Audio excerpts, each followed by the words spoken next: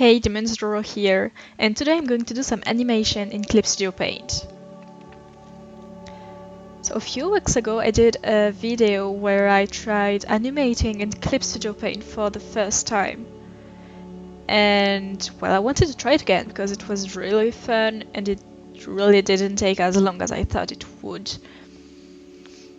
And I tried to do some, I guess, more complex animations, but still very short and very simple. I'm basically making stick figures. And that first one I'm doing right now is a walking cycle, I think it's called. So basically I'm drawing a profile silhouette of someone walking. And it's not that easy, because once again I am not using any references. I didn't watch anyone walk while I drew this. I was just trying to imagine what the movement would be like. And then I just wanted to change the onion skin parameters to make it easier for me. And well, the first walk cycle was over and I wasn't fully satisfied with it. So I made another where the arms, well, they're basically in the person's pockets, I imagined. So you see the elbow jutting out at the back and only the legs are moving.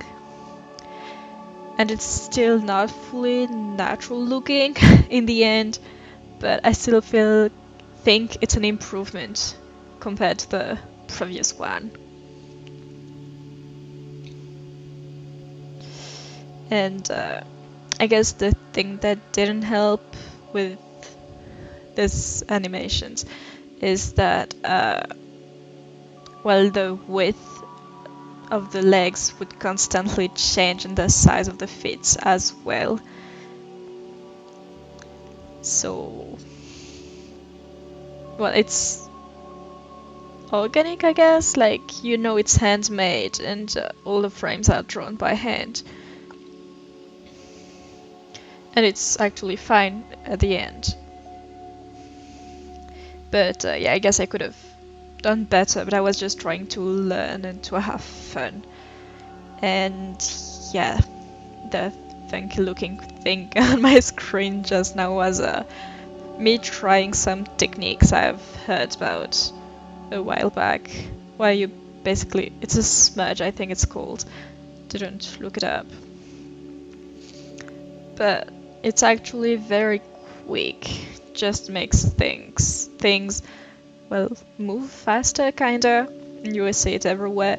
And the problem I have right now is that my character has completely changed its size. So now the character is way bigger than it was at the beginning.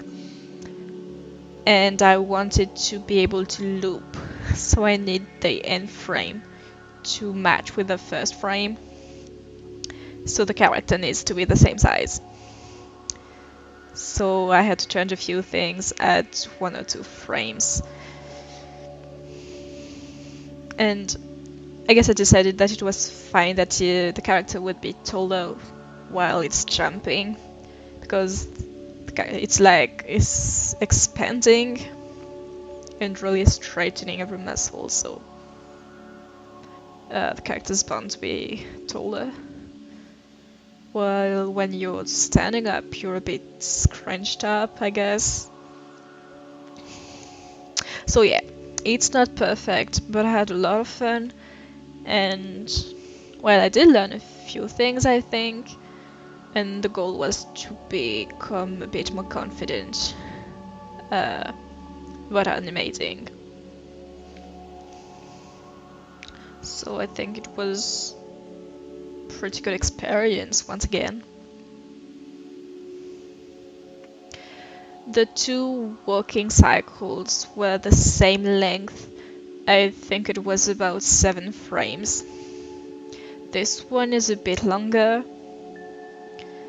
Um,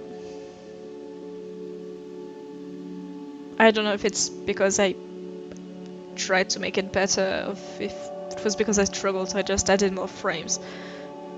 But yeah, it's longer, and then I decided to make a final animation with 2 characters, and I wanted one of the characters to punch the other. So the character on the left is going to punch the one on the right, who is going to fall, and then do the weird jumpy thing to get back on his feet.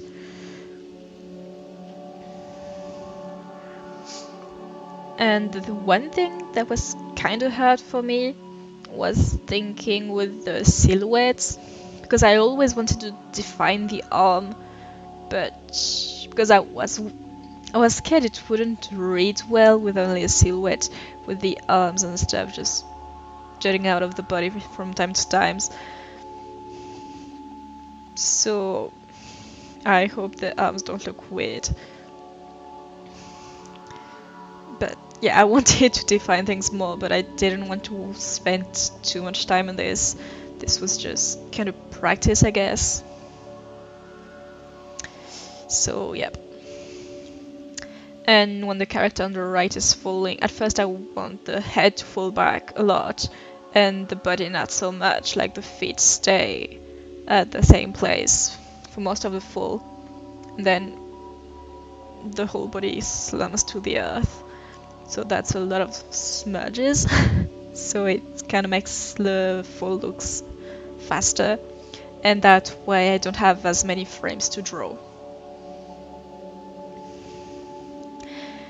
And then the hardest part of this animation was making the character get back to his feet. Their feet. Hey. And, well, once again, for some reason, I refused to use a reference. So I was just like, okay, how does that work? How would the body move?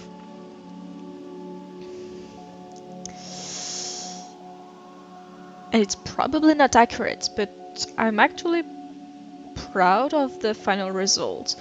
Like, it could have been way worse. So, okay, it does not make full sense, but that was just me trying out some things.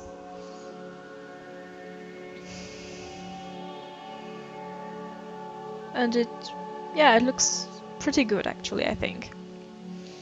By the way, when the character is flat on the ground, the head is kind of out of frame. Like, yep, so the head is kind of cut off. So if I were to make this an actual thing, I guess I would need to censor it better on the canvas.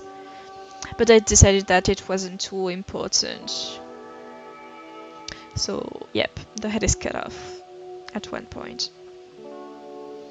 And then once again I had to make sure that the characters did not change size or that they didn't move. Like, their feet are, at least for the character on the left, they're anchored to the ground, so he's not moving his feet. So I need to make sure that the feet are always at the same place. And then I can move the upper body and the arms. And then I just drew him over and over again. I could have avoided having to redraw the character on the left so many times if I had put the 2 characters in different folders, so they would be fully separate. But I drew them on the same layers, so yep, can't do much about that, I think. But this animation turned out the best, I think. It's also way longer than the others. Like, it's over 1 second, I think it's... I don't know exactly how long, it's under 2 seconds, but it's pretty cool and way longer than what I did before. Anyway, here are the final animations I made. Still pretty loose and imperfect, but that only means that I have a lot to learn and to improve upon. So long journey ahead of me, and I'm glad for that. Thank you for watching. As always, you can leave a comment if you have any requests for a future video. Thank you again, and I'll see you soon.